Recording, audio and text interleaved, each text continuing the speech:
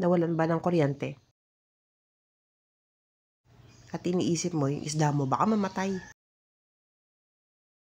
Lalo na kung mag-isang oras hanggang 6 na oras ang kuryente mo. At masyadong mahal yung tong solar, di ba? 1,000 ang halaga.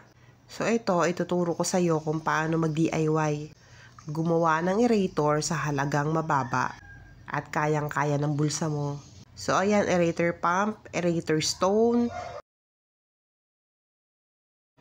power bank, tsaka air hose. So kakailangan na natin ng T-connector,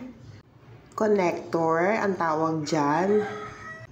Para syempre, dalawa na yung maibubuga, dalawang tank na yung pwede natin gamitin sa isang air maker na yan. O yan, kitang-kita nyo naman. Napakadali lang gumawa nito.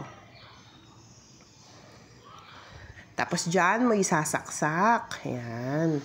Tapos sasaksak mo na sa power bank. Ganun lang kadali yan. Ang power bank na yan ay 50,000 nasa around 360 lang yata ang binili ko dyan. Tapos yung aerator na yon ay nasa 100 plus lang, something. Tapos yung stone na yun ay 10 piso. So ayan na, kitang-kita nyo naman.